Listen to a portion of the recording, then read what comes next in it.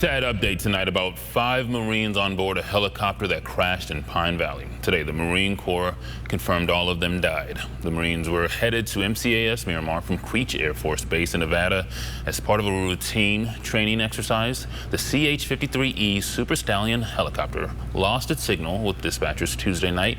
After an extensive search, crews found the helicopter yesterday morning.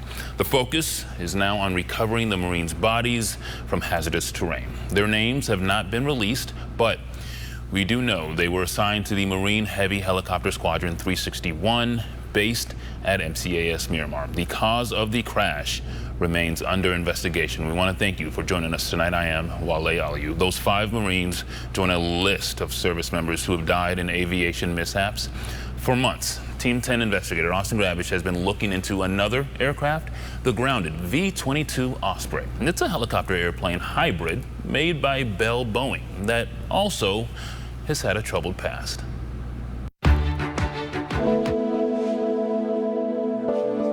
Nick Lasapio loved to fly and went around the world from Kuwait to Saudi Arabia as a V-22 Osprey pilot.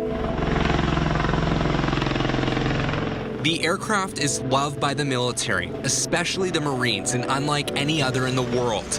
It takes off like a helicopter and, with an aeronautical miracle of engineering, rotates its jet engines to fly fast like a plane. Nick was an experienced pilot. He has been coined as a once-in-a-generation pilot, which gets me so emotional. Nick's fiancée, Kelsey Hancock, remembers exactly where and when he took his last flight in 2022. I would always say, I love you, fly safe, text me when you land. Hancock received his final message during a refueling stop. He had texted me, hi, I love you. And I just said, I love you too. That June night, there was the dreaded knock at her Oceanside door. I was like, God, please, please. I knew exactly what it was. 5 Marines from Camp Pendleton, including Nick, were killed during the training exercise. Investigators later blamed the crash on mechanical failure, saying a dual hard clutch engagement caused the accident. Hancock says before the Osprey went down, Nick made a radio call warning he had a hot gearbox, meaning the aircraft's oil was too hot.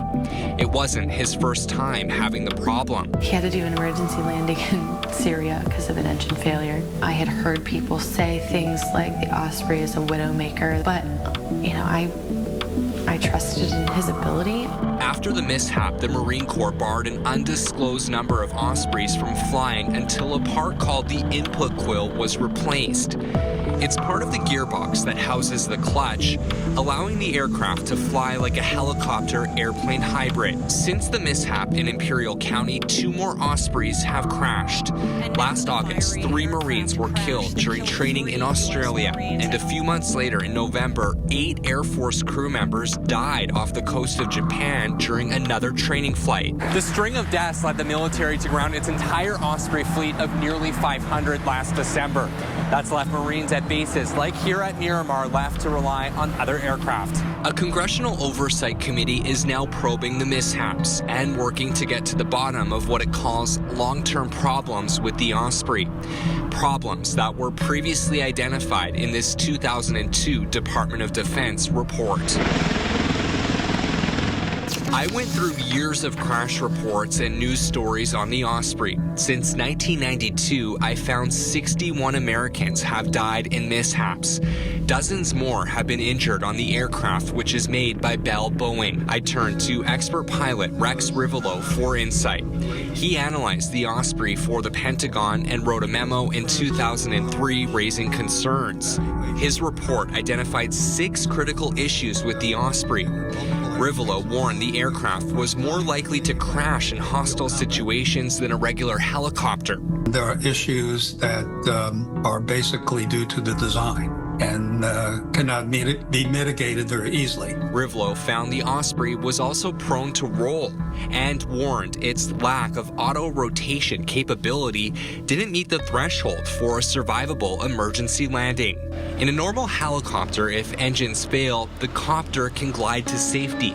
Rivolo said the Osprey couldn't do that. If you lose both engines in a helicopter mode and you're below 5,000 to 6,000 feet, you're going to die. Rivelo's report included observations from pilots who outlined issues they had landing the aircraft, including in the desert. We just saw it drop. Donald Kelper saw 4 Ospreys flying in 2015 in Hawaii and noticed a dust cloud surrounding one before it crashed. What first caught our eye was when they started hovering and going over the area was the amount of dust that they were kicking up from the old airfield. He estimates the Osprey was 150 feet above the ground. And all of a sudden, one of them just dropped. Rivelo says pilots need better training and a warning in the cockpit when a hard landing is likely. The violent drop left 2 Marines from Camp Pendleton dead and 20 others injured. Rivelo says pilots need better training and a warning in the cockpit when a hard landing is likely. Pilots continue to operate in the helicopter mode according to the rules of a helicopter, and you can't do that. I asked the Pentagon to respond to Rivelo's claims. A defense official told me the V-22's drive system lets it keep flying if an engine fails and says safety improvements are being made. They include giving pilots new cues during landings with poor visibility and mandating flight hour limits on input quill parts that are being redesigned.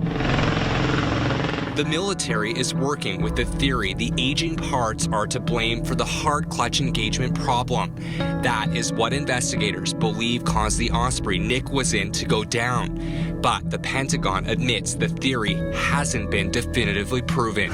Still exploded. Wow. After the 2015 crash in Hawaii, the Marines said a stalled engine put the Osprey in an unavoidable free fall. If the one engine quits, it's going to roll. Former Air Force accident investigator Rich Martindale has reviewed years of Osprey crash data.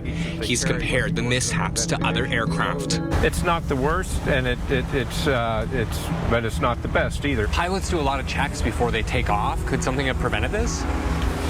Probably not. In this case, if it's a mechanical failure. The Department of Justice has been looking into Osprey parts. Last September, the DOJ announced Boeing would pay $8.1 million to settle allegations it violated the False Claims Act. The department alleged Boeing failed to follow critical manufacturing specifications when making parts for the V-22. The allegations surfaced after 3 whistleblowers from inside a Pennsylvania Boeing plant came forward. A Boeing spokesperson told me the company entered a settlement to resolve the allegations without admission of liability. This is him flying, actually. Back in Oceanside, Hancock wants accountability and a fix that will get the Osprey back on mission safely. We can't keep asking our service members to fly with known mechanical concerns and issues. Since the crash, she's become a reservist with the Marines and created the Purple Skies Foundation to support all significant others of service members killed in the line of duty. Because she wasn't married to Nick, she wasn't eligible for spousal benefits. I really needed some help. Hancock is back on her feet now, using her voice to keep the memory of her fiancé and his friends alive. It's very important to me that,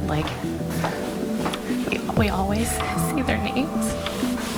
Captain Nicholas Sapio, Captain John Sachs, Corporal Seth Rasmussen, Corporal Nathan Carlson, and Lance Corporal Evan Strickland. Marines lost in a troubled aircraft, but never forgotten. Austin Grabish, Team 10. And we thank them all for their service. Well, we have posted an extended version of Team 10's investigation on the Osprey and a detailed timeline of its troubled past on our website, 10news.com.